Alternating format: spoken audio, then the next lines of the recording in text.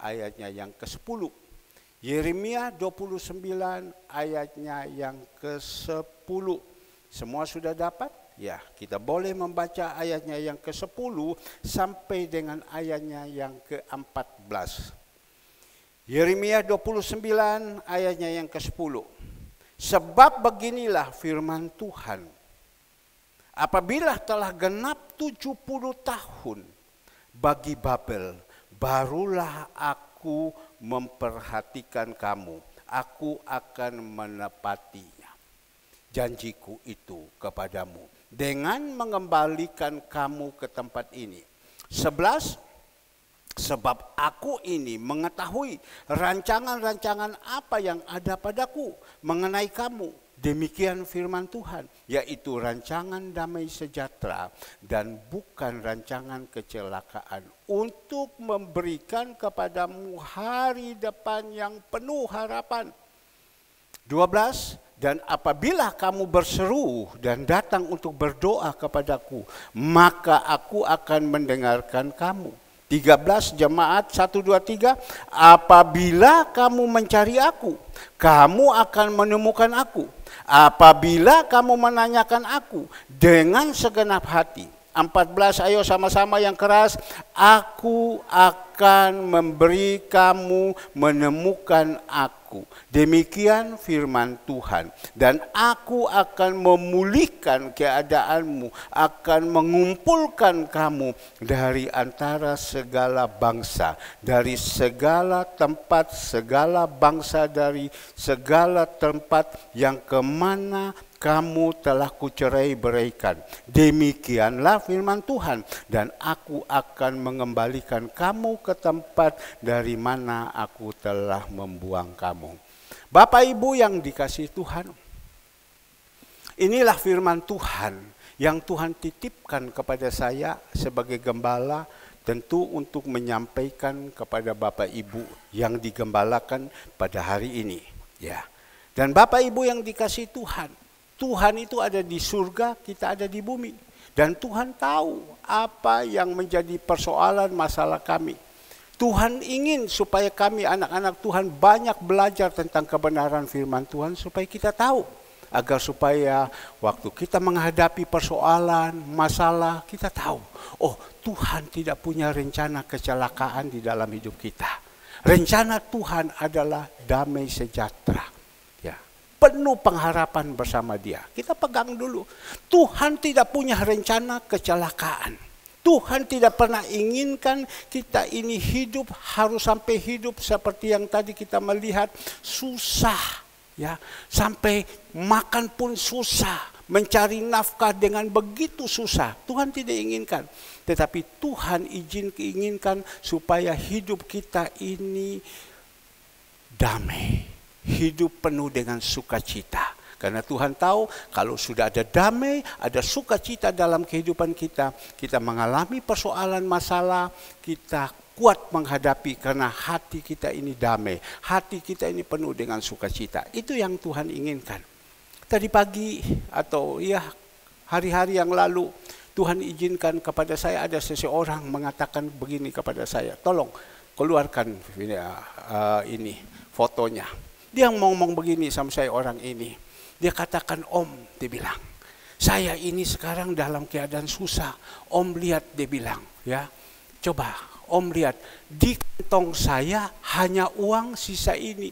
5.000, 2.000, 2.000, dia beri ini 1.000, ini saja uang yang ada. Ya, bahkan dia kasih tunjuk di rekeningnya. Coba kita lihat, dikasih tunjuk di dalam rekeningnya. Ya. Rekeningnya hanya sisa 139.046. Tentu orang kalau tidak mengerti firman Tuhan, dia susah. Pasti dia susah. Aduh, bagaimana ya? Kehidupan saya ini seperti ini. Di kantong saya hanya sekian. Bagaimana untuk saya hidup ke depan? Saya harus membutuhkan ini. Uang kontan yang ada di kantong saya hanya ada 2.000, hanya ada 5.000, ada uang 1.000. Tentu manusia logika berpikir pasti susah. Ya. Tapi kalau seumpama lagi dibukakan, lihat di rekeningnya, ada jumlah uang hanya 100 sekian ribu. Bagaimana saya bisa hidup ini? Tapi Tuhan sudah pesan, ya, jangan kamu khawatir tentang apa, makan, minum, pakai. Semuanya Tuhan sudah sediakan. Tuhan bilang, carilah dahulu kerajaan Allah dan kebenaran. Nah, firman Tuhan pagi hari ini yang kita akan mendengar, Tuhan memberikan kekuatan kepada kita. Karena Bapa di surga tahu apa yang menjadi persoalan masalah kita. Nah, pagi hari ini, kalau kita belajar dengan firman Tuhan, di dalam Yeremia 29 ayat 10, sebab beginilah firman Tuhan, apabila telah genap 70 tahun bagi Babel, barulah aku memperhatikan kamu. Aku akan menepati, tolong HP-nya disimpan dulu ya. Halo. HP-nya. Ini kepadamu dengan mengembalikan kamu ke tempat ini. Nah, Bapak Ibu yang dikasihi Tuhan, ini menceritakan Bapak Ibu, ya, bangsa Israel. Kenapa mereka ada di dalam pembuangan? Sehingga Tuhan berfirman, sebab begini firman Tuhan, apabila telah genap 70 tahun bagi Babel, barulah aku memperhatikan kamu, aku akan menepati janjiku itu kepadamu dengan mengembalikan kamu ke tempat ini. Karena apa? Bangsa Israel pada waktu itu Bapak Ibu, mereka keras hati. Diomongi, dinasihati, ditegur, tidak bisa. Tuhan bukan jahat sehingga mengizinkan mereka masuk di padang gurun, tidak. Tapi Tuhan izinkan iblis masuk kepada mereka dan membuat mereka susah. Tuhan tidak punya rencana mengizinkan mereka celaka. Tapi pada waktu itu karena keras hati, tidak bisa diomongi, tidak dimandai, sehingga mereka masuk di dalam pembuangan di Babel. Berapa lama? 70 tahun. Ya, kadang juga kita berpikir, kenapa kita ini kok hidupnya seperti ini? Padahal Tuhan mengatakan, Tuhan itu tahu rancangan kita.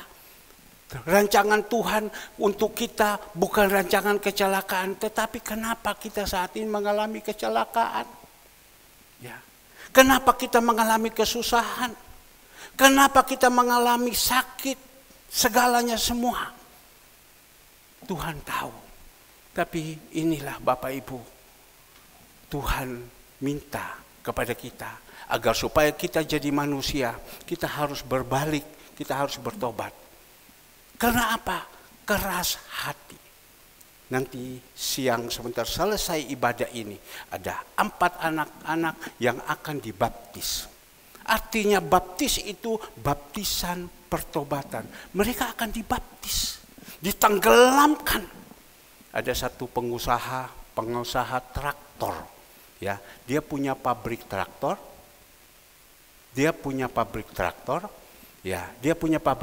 rumahnya besar, dibikin kolam, dan kolam itu dipakai untuk kita baptis. Ada seorang pengusaha, dia bertobat, dia punya rumah dipakai khusus untuk pergi ke sana. Nanti sebentar kita bawa anak-anak kita, rumahnya besar di Jalan Progo, dan di sana kita dibaptiskan di sana. Tempatnya bagus dan lain-lain. Biasanya kita mau pakai tempat itu sewa mahal. Ya, kalau kita pakai di kolam renang, satu orang masuk di kolam renang harus bayar 100.000 atau 200.000. Ini tidak usah bayar. Ya, karena apa? Karena mau membaptis anak-anak. Tentu anak-anakku, kalian sudah diajarkannya tentang baptisan. Ya. Nah, Bapak Ibu yang dikasih Tuhan, baptisan itu adalah baptisan pertobatan. Jadi kalian mulai dari umur 1 sampai umur 15, Grace, umur 16, umur 12, dan lain-lain semua. Ya, kalian mulai dari kecil. Ada banyak sekali berbuat dosa. Ya, dosa apa? Ya, dosa melawan orang tua, dosa yang tidak ketahuan orang tua, kalian dan lain-lain semua. Maka itu supaya Tuhan mendengar doa-doa, kalian harus percaya Tuhan Yesus dulu dan berikan dirinya dibaptis. Nah, Bapak Ibu yang dikasih Tuhan, Bangsa Israel ini dipimpin oleh Musa keluar dari Mesir, pergi ke Kanaan yang Tuhan sudah siapkan. Kanaan yang penuh dengan susu madu. Tapi mereka ini masih tetap belum bertobat. Belum mau bertobat. Diomongi Musa, dinasihati Musa, dah mau, keras kepala. Ya. Maka itu saya senantiasa kalau saya berbicara kepada orang-orang, kamu ini kok jadi orang kok keras kepala, diomongi, dinasihati kok dah mau, wes talah dengar apa yang diomongi, lakukan semua. Sehingga mereka keras kepala, diomongi tidak mau, mereka diizinkan Tuhan dibuang di Babel selama 70 tahun. Dan pas waktunya, Pengkhotbah 3 ayat 11, pas waktunya Tuhan kembalikan mereka. Tuhan pegang hati mereka supaya mereka bertobat. Kita bersyukur anak-anak kita yang sebentar ya akan dibaptis, ya akan dibaptis. Kalian baptis ini bukan hanya berenang, kalian baptis ini kalian harus percaya. Dibaptis, ditenggelamkan semua dosa-dosa ini. Apa yang kalian perbuat? Ya, selama ini umur 1 sampai umur 12, ayo renungkan, ada buat apa?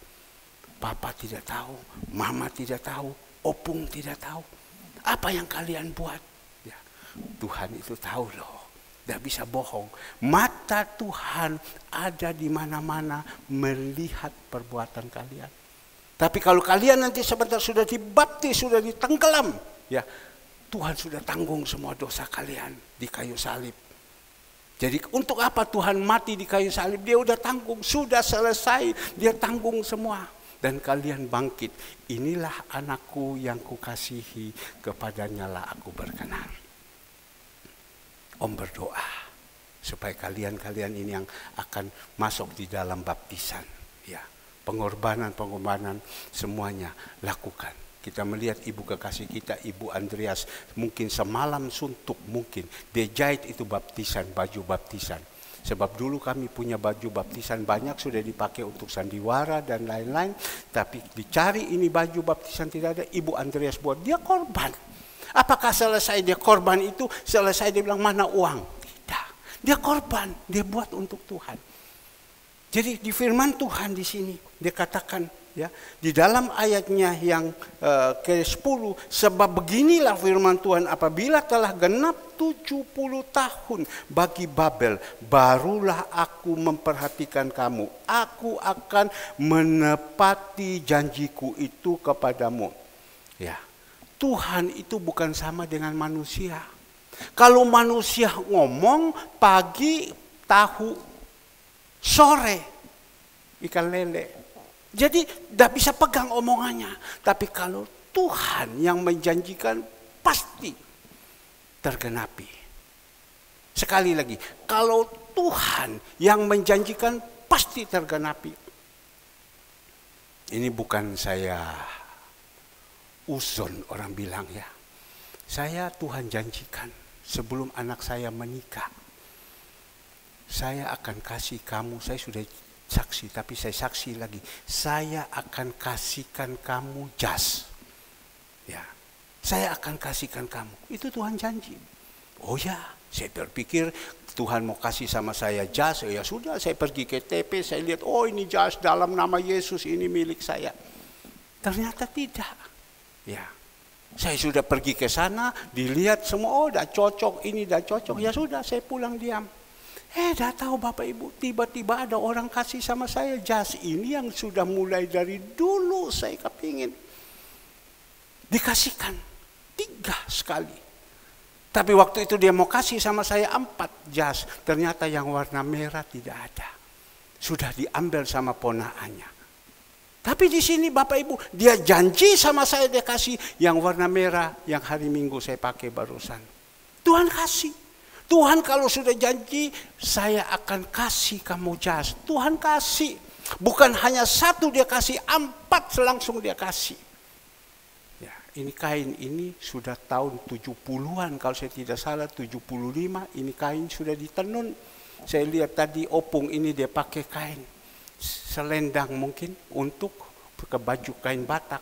Wah, saya pikir sama dengan saya juga. Ini sudah tahun lama, tetapi jahitnya baru. Dan orang ini dia jahit dan tidak pernah dia pakai. Dan Tuhan sudah siapkan. Engkau jahit ini bukan untuk engkau. Jadi dia ambil, dia habis jahit, dia simpan. Dan sesudah itu ketemu sama saya. Nah ini Pak, Bapak pakai. Nah Bapak Ibu, Tuhan itu janji ya dan amin. Dan Tuhan janjikan akan mengembalikan mereka. Ya. Ke tempat dan akan dipulihkan kembali. Seperti apa yang dikatakan, aku akan menepati janjiku itu kepadamu dengan mengembalikan kamu ke tempat ini. Ke tempat yang benar, susu dan madu.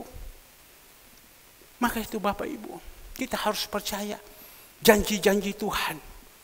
Kenapa bisa mereka ada di dalam pembuangan? Karena keras kepala, keras hati. Jadi kita jadi anak-anak Tuhan, mari jadi orang, tidak boleh jadi orang yang keras kepala. Diomongi, dinasihati, ditegur, tidak mau. Kalau kita keras kepala, kita akan masuk di dalam pembuangan. Kita akan mati seperti bangsa Israel. Mati di padang gurun. Karena apa? Karena keras kepala. Dengarlah sama Tuhan. Apa yang Tuhan ngomong, dengarlah. Saya tadi pagi, orang itu WA sama saya.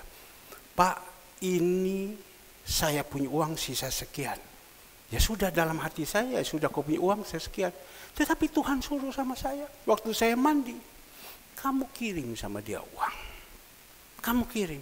Saya tidak tunggu lama lagi, saya ambil uang dari rekening saya, langsung saya kirim.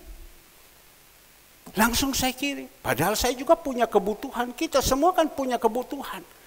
Bukan kita ini berkelebihan, tetapi Tuhan suruh.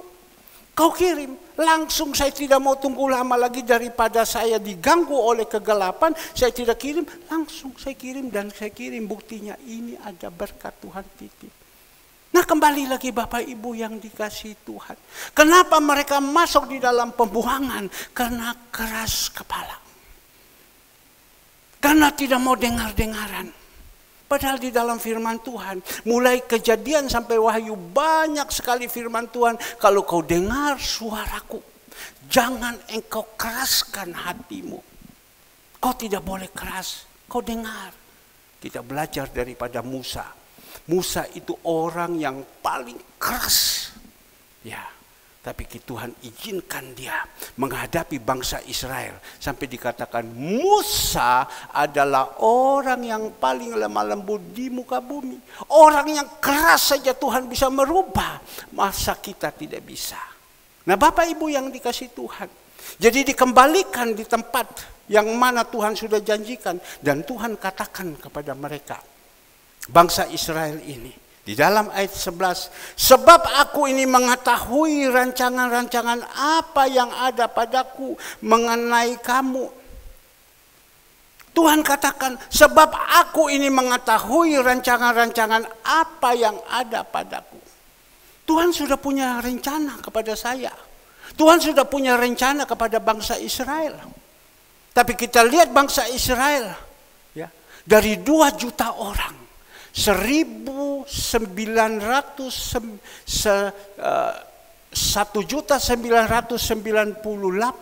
itu keras hati. Mereka mati di padang gurun. Mereka berontak dan lain-lain. Tapi ada 1-2 orang, Yosua dan Kaleb. Ya. Yosua yang Kaleb itu yang Tuhan bilang, Yosua, Musa sudah meninggal karena engkau dengar-dengaran, engkau bukan termasuk bilangan orang yang keras kepala. Aku izinkan engkau masuk, bawa bangsa ini, seberangi mereka. Yosua masuk, sama juga kita. Kita jadi anak-anak Tuhan. Kalau Tuhan sudah perintahkan kepada kita, jalankan. Bapak Yapi yang sekarang Tuhan izinkan saya melayani dia. Tuhan sudah taruh di dalam hati saya, dia tinggal di Manyar, rumahnya di Manyar. Saya bilang malam ini engkau tidur di gereja. Iya om, siap om. Engkau tidur di gereja. Dan besok pagi kau bangun sama-sama ketemu saya ajak sama kamu jalan putar. Jalan putar. Dan sesudah itu mandi selesai kita masuk gereja. Iya om, siap. Bapak Ibu yang dikasih Tuhan, dia ada sakit gula.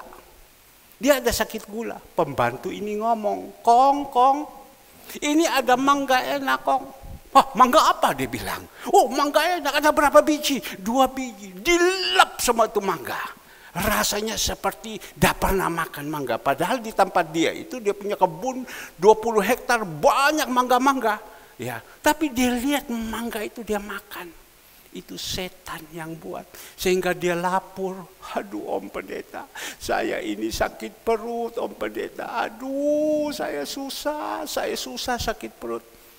Sampai hubungi sama tante kasih sama dia nurik, dia minum, baru dia enak. Saya bilang, setan izinkan kamu jangan kau tidur di sini. Sehingga tadi dia datang, sudah mau firman baru dia masuk. Karena dia jalan semua pakai map. Umur sudah 72, kelihatan 70, umur sudah 72, padahal kelihatan masih umur 50. Ganteng orangnya. Ya. Nah Bapak Ibu yang dikasihi Tuhan. Jadi Tuhan itu tidak punya rancangan kecelakaan sama kita. Tapi kita yang membuat sampai kita celaka. Tahu sakit gula, masih makan mangga. Ya. Jangan, kalau sudah sakit gula jangan makan mangga.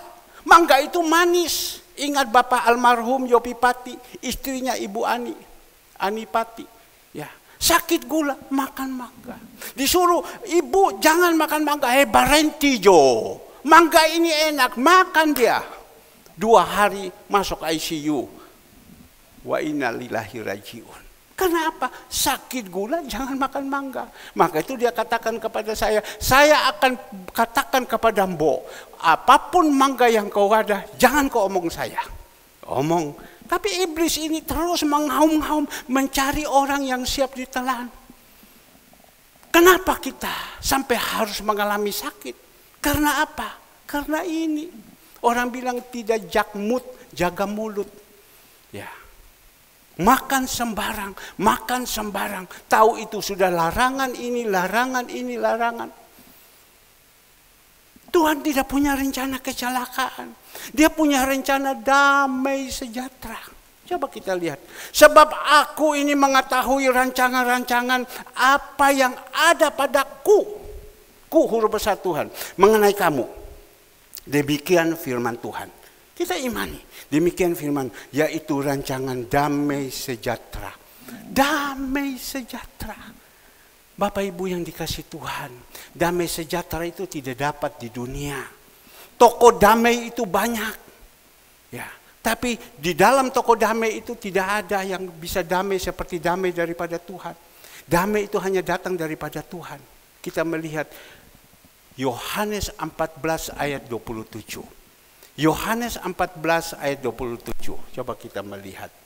Ya, Yohanes 14 ayat 27. Damai sejahtera ku tinggalkan bagimu, damai sejahtera ku berikan kepadamu, dan apa yang ku berikan tidak seperti yang diberikan oleh dunia kepadamu. Jangan gelisah dan jangan gentar hati.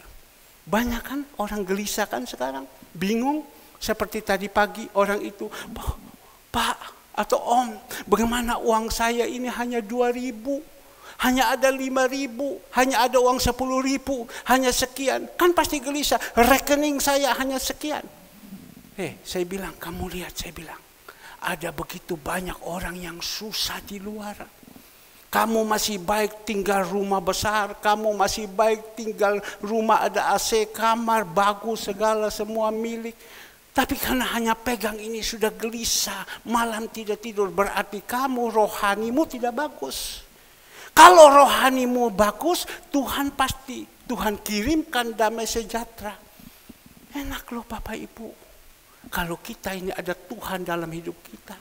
Nanti anak-anak ini kan kalian kan dibaptis. Sesudah dibaptis kalian akan dipenuhi Roh Kudus.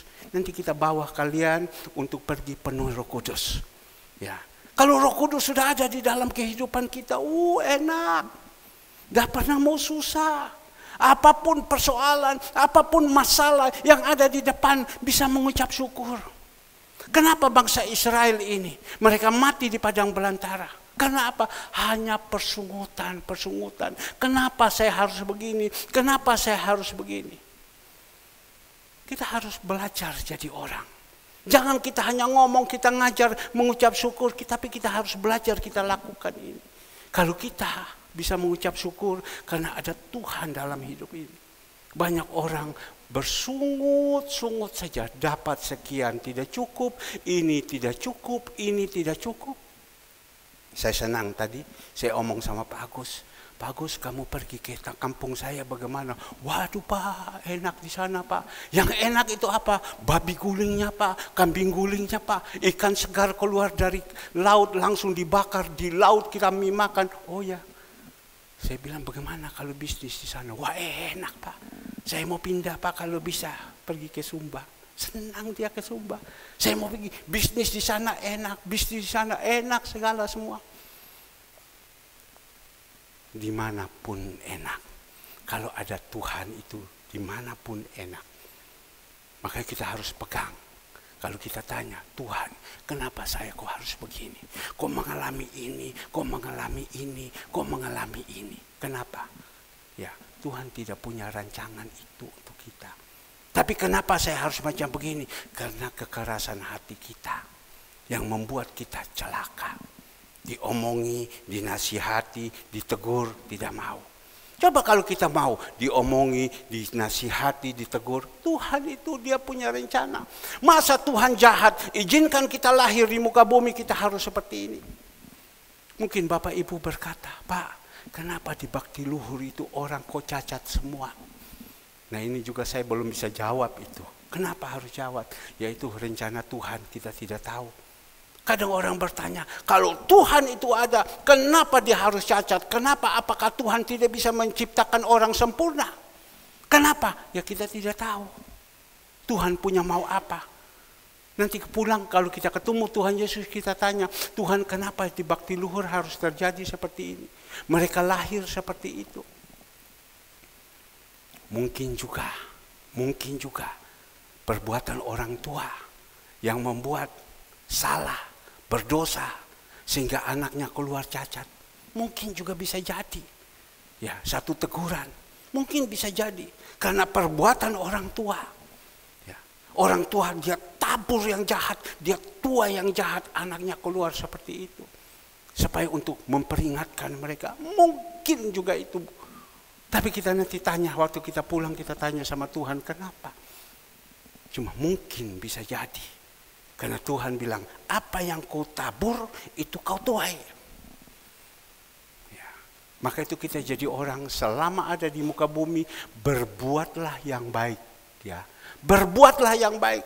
Dan saatnya kita akan menuai. Nah Bapak Ibu yang dikasih Tuhan. Ya. Kuberikan kepadamu apa yang kuberikan, tidak seperti yang diberikan oleh dunia kepadamu. Jangan gelisah dan jangan gentar. Jadi Tuhan katakan bukan rencana kecelakaan, tetapi rencana damai sejahtera. Nah Bapak Ibu yang dikasihi Tuhan, kembali lagi ayat ini. Apakah Bapak Ibu ya atau Bapak Ibu bertanya, Pak Pendeta menyampaikan, apakah ada seperti itu Pak Pendeta merasakan? Setiap hari ada damai sejahtera, setiap hari ada damai sejahtera. Benar? Ada. Ada. Kami merasakan apapun pergumulan, persoalan masalah, ya, kebutuhan-kebutuhan kita.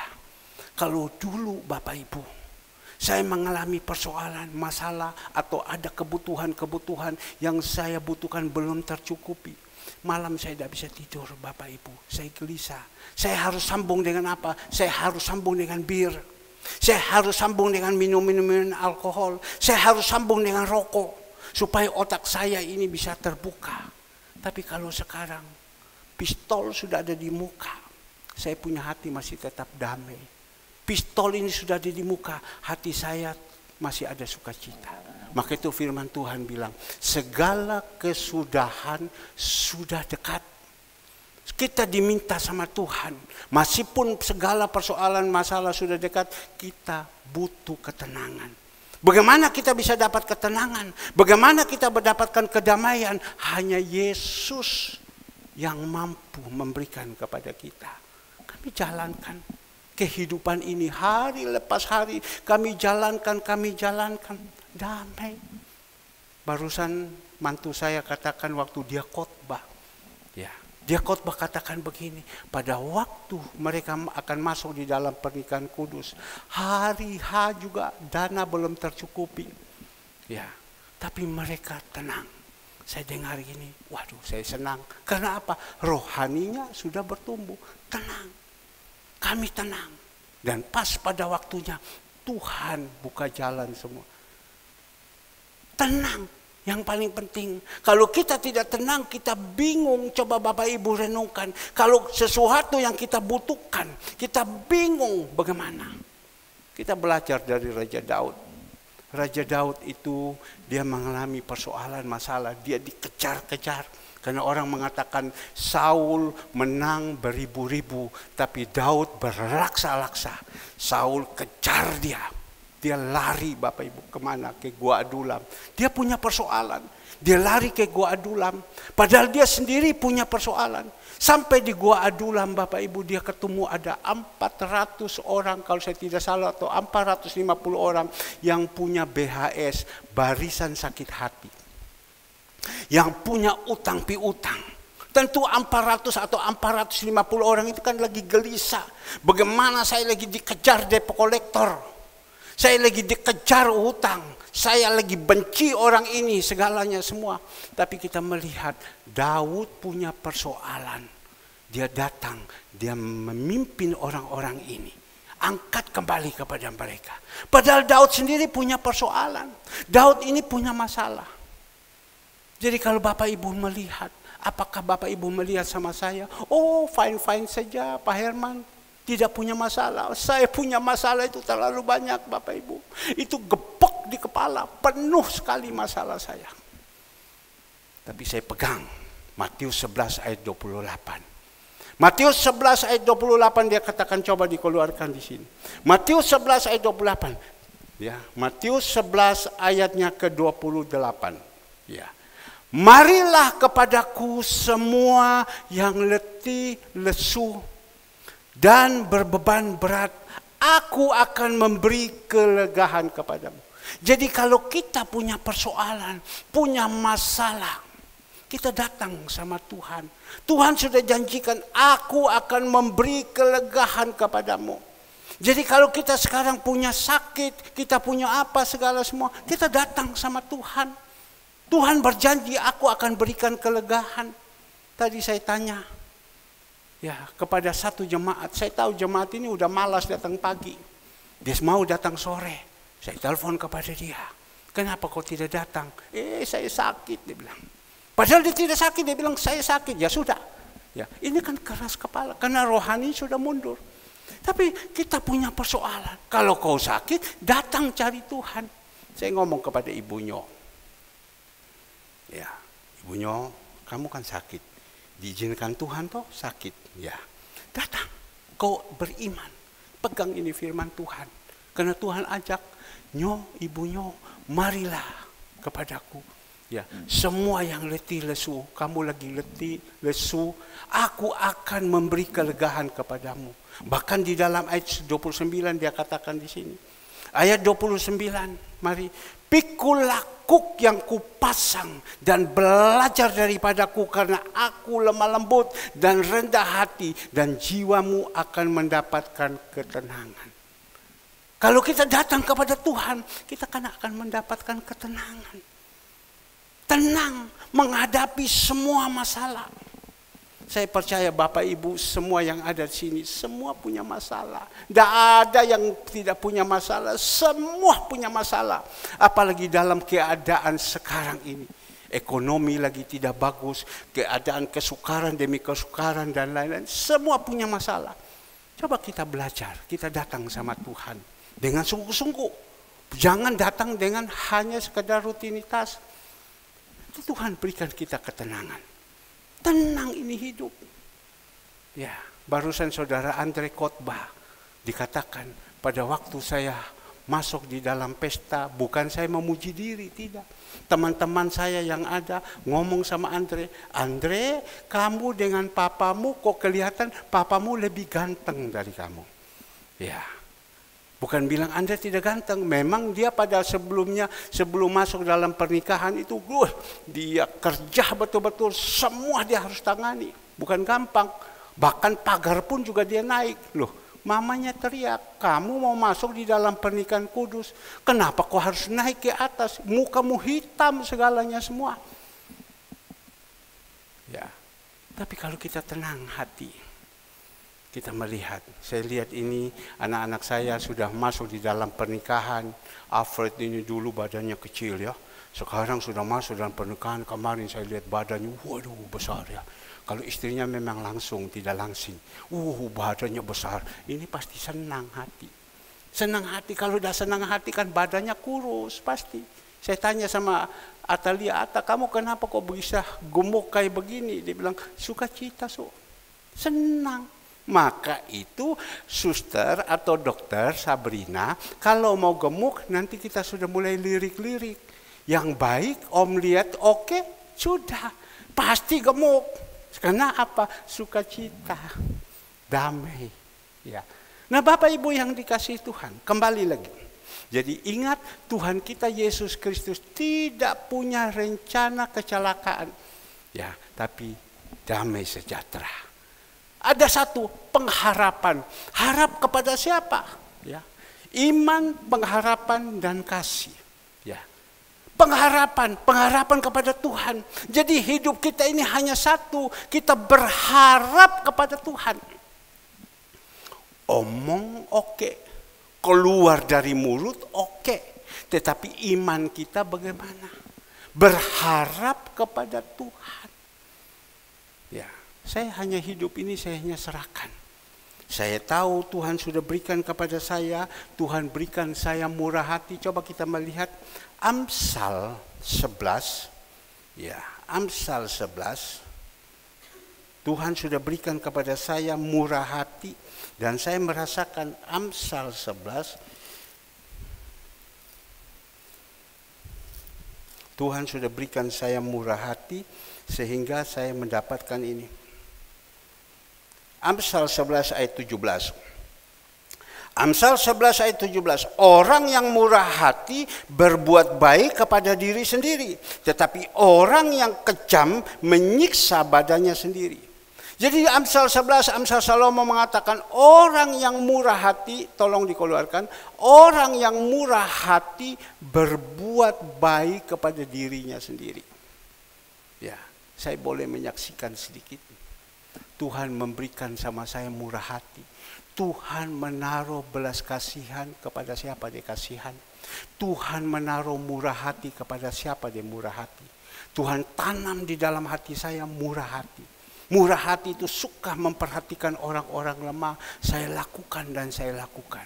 Beda dengan 27 tahun saya melayani Tuhan. Ya. 27 tahun saya melayani Tuhan, bukan bilang melayani Tuhan jadi hamba Tuhan, tetapi saya tidak bertobat karena tidak ada kasih dalam hidup saya. Hidup saya penuh dengan egois ya. Sehingga pada 21 tahun mungkin saya melayani, saya tidak pernah melihat, ada melihat kemurahan Tuhan, tetapi saya tidak pernah melihat itu berkat turun sama saya.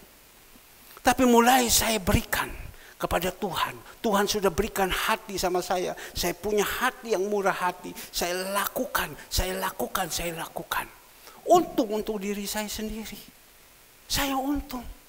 Ya, saya untung apa? Kalau saya sudah untung, pasti istri saya juga beruntung.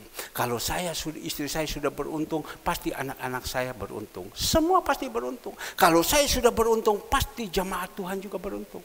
Karena apa? Saya diberikan Tuhan bertobat. Karena apa? Loh, bertobat bagaimana? Apa Bapak belum bertobat? Kita masih mementingkan diri sendiri. Berarti belum bertobat. Tapi Tuhan sudah berikan sama saya murah hati. Saya punya hati memikirkan bagaimana saya harus berbuat yang baik. Bagaimana saya harus lakukan yang baik. Bagaimana. Kadang Tuhan berpikir seperti ini. Kamu lihat beras di gereja. Kan masih banyak toh. Ayo kasihkan. Kadang kita bilang oh tidak. Kalau orang dunia bilang tidak. ini beras untuk saya. Tidak. Tuhan bilang, benih daripadaku. Kasih, masih ada. Kasih. Mereka butuh. Tuhan suruh saya jalankan. Kasih. Kasih kepada mereka. Kasih. Ya. Nanti habis Tuhan kirimkan lagi. Kasih lagi. Nanti habis Tuhan kirimkan lagi. Kasih. Tuhan habis Tuhan kirimkan lagi. Oke, Bapak Ibu yang dikasih Tuhan. Tuhan taruh seperti ini. Kemarin Tuhan bilang, kamu lihat itu ibu-ibu, orang kerja dari malam sampai pagi, ya kasihkan, itu ada beras, kasihkan. Tuhan bilang, ingat, benih itu daripadaku, itu berkat daripadaku, kasih kepada mereka. Pada waktu saya suruh kasih, mereka katakan apa? Pak, persis habis Pak, menyambung hidup ini. Saya bilang bukan saya, Tuhan yang suruh. Tuhan yang suruh. Karena apa? Hidup ini sudah penuh dengan kasih sehingga melakukan semua apa yang Tuhan mau. Itu berarti pertobatan demi pertobatan ada. Pernahkah saya kekurangan? Tidak. Saya tidak pernah kekurangan. Mulai 4 tahun saya melayani Tuhan dengan penuh kasih. Ya, kasih Yesus sudah ada dalam hidup ini. Saya merasakan enteng, kuk yang kuberikan itu ringan, rasanya ringan. Padahal saya punya pergumulan banyak. Banyak di luar, banyak sekali. Tetapi kuk yang kuberikan itu ringan. Pas waktunya ada jalan keluar, pas waktunya ada jalan keluar. Nah Bapak Ibu yang dikasihi Tuhan, kita melihat apa yang disampaikan firman Tuhan di dalam Yeremia 29 ayatnya yang ke-12. Dan apabila kamu berseru dan datang untuk berdoa kepadaku, maka aku akan mendengar kamu. Tuhan, bagaimana kok saya berdoa kok Tuhan tidak dengar, Tuhan tidak dengar. Mungkin ada sesuatu yang salah. Yesaya 59 ayat 2 dan 3, dosa sehingga doa-doa kita itu terhalang. Ya. Yesaya 59 ayat 2 dan 3. Tetapi yang merupakan pemisah antara kamu dan Allahmu ialah segala kejahatan, dan yang membuat dia menyembunyikan diri terhadap kamu sehingga ia tidak mendengar ialah segala dosamu. Saya tekankan kepada jemaat, saya tekan kepada diri saya, jangan ada hati yang jahat. Buang dikatakan itu yang jahat. Jangan ada hati yang jahat. Ya, jangan membuat pemisah kita dengan Tuhan, yaitu karena dosa. Kita berusaha hidup itu penuh dengan kasih, hidup di dalam kebenaran. Kita doa sama Tuhan, tulus. Ya, langsung sambung di atas. Langsung sambung di atas. Kita doa sama Tuhan. Ya, kadang kita punya pergumulan, Tuhan, saya sakit. Saya minta Tuhan, Engkau sembuhkan saya. Karena Elia orang benar, Tuhan tolong hujan ini jangan turun. Selama 3 tahun 6 bulan berdoa sama Elia. Karena Elia orang benar, Tuhan jawab. Tuhan turunkan kembali, Tuhan jawab. Jadi kalau kita ini ada simpan dosa, termasuk saya ini. Kalau simpan dosa, Bapak Ibu hanya sebatas plafon kita doa. Nanti baru kita timbul persungutan, kenapa harus begini, kenapa harus begini, kenapa harus begini. Karena dosa. Saya tunjukkan kepada Bapak Ibu. Ini saya ingat, tetapi tolong jangan diviralkan. Ya, ini tapi tidak masuk, mana HP saya. Ya, kita melihat saya karena orang ini berdosa. Saya setiap hari kalau berenang, pasti saya angkat saya punya tangan. Karena saya ada frozen shoulder. Saya angkat saya punya tangan. Pada waktu saya angkat saya punya tangan, dia teriak dari jauh. Dia bilang, Yesus, Yesus, Yesus. Saya bilang sama dia, jangan. Kamu tidak boleh begini. Tolong. Jangan, saya bilang, kamu tidak boleh menghina Tuhan. Karena dia ini agama leluhur. Yesus, Yesus, Yesus. Saya bilang jangan. Kalau yang dulu Bapak Ibu yang dikasihi Tuhan, Pada waktu saya angkat tangan, mungkin dia hina sama saya. Dia katakan, Yesus, Yesus, Yesus. Dia keluar, karena dia hina bukan hina saya, dia hina Tuhan. Dia keluar, dia naik mobil, itu mobil baru, dia tabrak trotoar, hancur semua, dan dia tidak berani omong. Barusan ini hari Senin, saya sedang jalan di air, saya angkat tangan, dia bilang, Yesus, Yesus. Mulai lagi ya. Bapak Ibu, diizinkan dia jatuh di kamar mandi, pecah ini. Dan dia tidak berani omong, orang lapor sama saya. Diizinkan di kamar mandi, dia jatuh, pecah. Kita melihat, pecah ini sampai dibawa ke rumah sakit. Umur sudah 88. Bapak Ibu yang dikasih Tuhan, sudah bisa? Umur sudah, waduh, kok jelek sekali ini ya. Umur sudah 88, pecah ini. Aduh, saya bilang Tuhan, kasihan. Sampai ditunjukkan. Ya, kita lihat ini ya. Ya. Ini kepalanya. Di rumah sakit. Pecah ini. Dijahit. Ya, oke. Ya, sudah sampai di situ. Jatuh di rumah, kasihan. Ya. Jadi kita harus percaya sama Tuhan. Jangan Tuhan itu kita entengkan karena dia kaya. Dia punya uang. Ya, uangnya dia itu menurut informasi dia bilang saya punya uang ada 100 miliar. Ya, saya punya anak 2 tinggal saya kasih 50. Tetapi sebelum saya mati tidak boleh ambil dulu. Ya, saya punya rumah di Geraha Family 1000 meter persegi. Saya punya rumah di Pakuwon ada sekian. Dia rasanya dia tidak butuh Tuhan. Dia tidak butuh Tuhan. Ya, kendaraannya semua yang ada itu kendaraan bukan makan rumput. Ya, kendaraan makan bistik semua. Mobil Mercy, mobil Alphard dan lain-lain segala semua. Tapi Bapak Ibu yang dikasih Tuhan, dia hanya ngomong Tuhan, Yesus, Yesus, Yesus, pulang langsung pak jatuh. Bukan Tuhan yang buat dia celaka. Tuhan angkat pagar daripada dia. Agar supaya dia sadar. Tuhan angkat pagar. Diangkat pagar waktu dia jalan jatuh. Pernah juga satu kali suka hina Yesus. Dia sedang mandi, dia langsung keblak jatuh. Dia jatuh, Andre langsung diangkat sama dia. Apa yang dia bilang? Untung Tuhan Yesus tolong saya. Dia sadar. Kadang ini orang-orang yang dikuasai setan ini kadang ini. Untung Tuhan Yesus jaga saya. Kalau tidak saya susah. Maka itu Bapak Ibu yang dikasih Tuhan. Mari kalau kita punya persoalan, kita punya masalah, jangan kita lari kepada lain. Kita datang kepada Tuhan. Dan Tuhan katakan ayat 12, dan apabila kamu berseru, datang untuk berdoa kepadaku, maka aku akan mendengar kamu. Ini dikhususkan kepada orang yang berkenan kepada Tuhan, orang yang mengasihi Tuhan.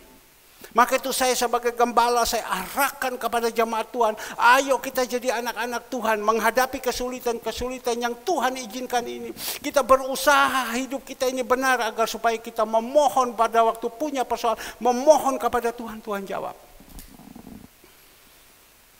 Kita teriak kepada Tuhan, Tuhan jawab, Tuhan turun tangan. Tapi kalau kita tidak mau, enggak, tetap jaga ini. Amsal 29 ayat 1 keluarkan. Tetap jaga hati, keras terus, tidak mau terus. Ya sudah, jangan kita salahkan Tuhan. Karena kekerasan hati kita. Siapa berseti tegang leher, walaupun telah mendapatkan teguran, akan sekonyong-konyong diremukkan tanpa dapat dipulihkan. Nah ini Bapak Ibu, ini berupa satu nasihat. Berupa satu nasihat. Tuhan bawa lagi teman saya ini datang. Dia ngomong sama saya. Dia tunjukkan kepada saya. Om lihat ini om. Usaha saya. Saya punya toko, laku dia punya toko itu berhadapan dengan kakak saya. Ya. Dia bilang kakak kamu masih pun toko sekian besar tidak menang dengan saya. Saya punya toko ini rame sekali. Om lihat, dia bilang saya punya alat berat sekian banyak. Ya, sampai penumpukan kemarin baru dia ngomong ini pasir yang digiling, batu yang digiling dan dijual untuk pengaspalan dan lain. Sekian banyak Om lihat. Saya kerja ini, saya masuk uang banyak Om. Om lihat air saja saya bisa jual 10 ton sekian hari, berapa banyak orang mau beli air saya kasih. Semua dia mau kerja. Apa yang dia tidak kerja lagi seluruhnya dari Jawa dia masukkan, punya alat-alat berat, punya kendaraan-kendaraan segala semua. Tapi kok lari di mana ini uangnya dia? Dia kata saya bingung, dia bilang lari di mana? Mungkin dia bilang saya sombong, dia bilang ya. Kadang manusia di dalam posisi enak kita tidak bisa omong. Tapi sekarang dia bilang saya mau bertobat. Ini saya bongkar sedikit ya, kan tidak apa-apa ya, untuk memuliakan nama Tuhan. Ya, saya ini dia bilang, semua saya punya sabuk ini emas 100 gram. Saya punya Rolex ratusan.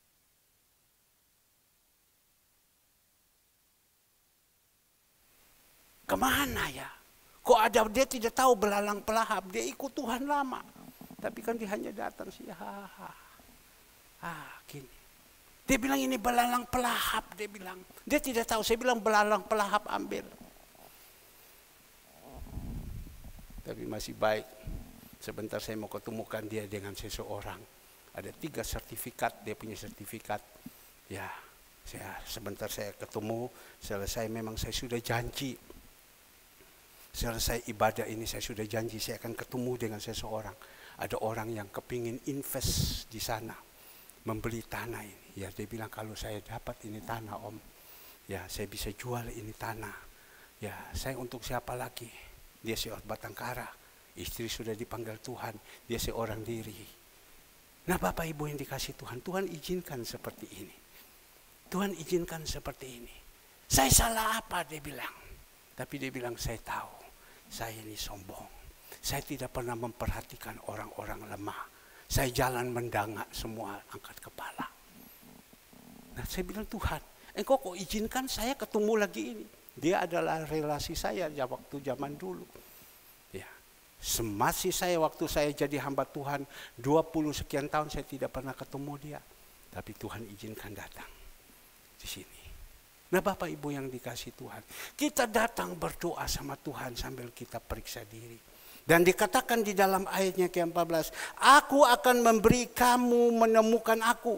Demikian firman Tuhan. Dan aku akan memulihkan keadaanmu dan akan mengumpulkan kamu dari antara segala bangsa. Dari segala tempat kemana kamu telah kucerai-beraikan. Demikian firman Tuhan. Dan aku akan mengembalikan kamu ke tempat yang dari mana aku telah membuang kamu. Ini adalah janji Tuhan.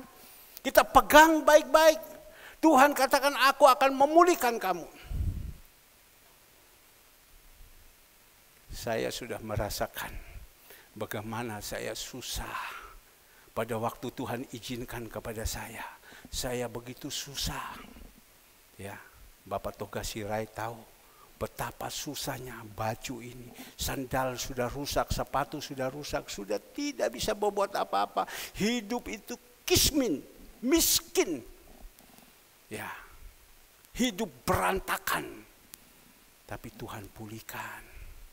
Dan Tuhan pulihkan bukan hanya pulihkan saja sama saya, ya, Tuhan pulihkan istri, Tuhan pulihkan anak-anak, semuanya Tuhan pulihkan. Hidup kami hidup dengan penuh bahagia. Karena apa Bapak Ibu? Ya, karena saya mau bertobat. Tuhan, saya mau bertobat dan saya langkahi, saya jalan terus. Saya jalan terus, saya jalan terus. Inilah Bapak Ibu yang dikasih Tuhan. Benar, Bapak Ibu mungkin kalau dengar kesaksian saya, Bapak Ibu sudah pikir, aduh, bosan Pak. Tetapi untuk mengingatkan kepada, sungguh waktu saya diizinkan saya susah setengah mati. Sampai ini teman saya bilang, ini Om Pendeta ini mohon maaf saya minta ampun. Saya berpikir Om Pendeta dulu waktu susah, lari jadi pendeta karena pendeta ini. Saya berdosa, dia bilang. Tapi saya datang di sini, saya melihat bagaimana Tuhan bawakan seperti ini. Bukan bawakan dengan harta yang banyak, tidak Bapak Ibu, tidak. Tuhan bawakan kepada kita untuk datang, Tuhan pulihkan kembali. Pulihkan rumah tangga, pulihkan anak semuanya. Bersyukur tanggal 27 yang lalu Tuhan kasihkan mantu. Saya berdoa tahun depan saya punya cucu. Dan hari ini sore nanti saya punya cucu ulang tahun. Dan dia sudah omong, Aye, saya punya ulang tahun. Aye datang ya. Coba kalau waktu itu saya sudah berbicara dengan Opung, ya bahwa hari ini saya bilang tidak bisa karena saya sudah janji dengan cucu. Ya, dan pagi ini selesai, saya sudah janjikan dengan teman saya mau kasih ketemu berbicara tentang tanah. Tidak bisa saya batalkan, jadi lanjut semua berjalan dengan baik. Coba pada waktu itu tadi Opung bilang kita kan sudah janji. Kalau sudah janji saya pasti pegang itu janji. Tetapi tidak bisa, saya tidak bisa mengantar, tetapi anak saya dengan pelayan-pelayan Tuhan yang akan melayani. Ya, kalau untuk soal ijazah dan lain-lain, dia lebih tinggi sama saya. Kalau saya ijazahnya bawah, dia udah ijazah master. Ya, dia masih berhak semua untuk menekankan semua karena sudah dipercayakan. Maka itu Bapak Ibu yang dikasih Tuhan, doakan saya supaya hidup saya ini bisa menjadi berkat. Sebentar saya selesai ibadah ini, saya akan ketemukan dengan teman saya. Ya, alhamdulillah, puji Tuhan. Kalau Tuhan izinkan, mana kau punya tanah, mana kau punya tanah ini. Karena banyak orang sekarang kepingin invest ke sana. Saya bawa kasih kenal. Saya suka cari yang seperti gini. Saya kenalkan. Ya, sudah kenalkan, hati saya senang. Saya bisa berbuat yang baik, senang. Maka itu di sini sebelah ada mesin, dia punya mesin.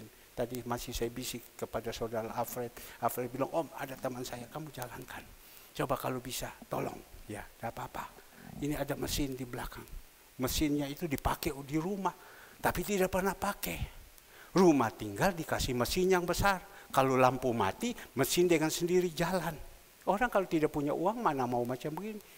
Tetapi karena tidak pernah pakai, angkat ini mesin. Saya bilang cepatan kirimkan ke sini dan bisa dijadikan uang. Tuhan Yesus memberkati. Mari pemusik singer, ayo kita akhiri ya di dalam ibadah ini. Sore selesai ibadah, betul ya Ibu Cici, di belakang ada kumpul-kumpul ya. Ya, ada babi guling, kambing guling. Semua terguling. Ya, haleluya. Makan sampai kenyang. Haleluya.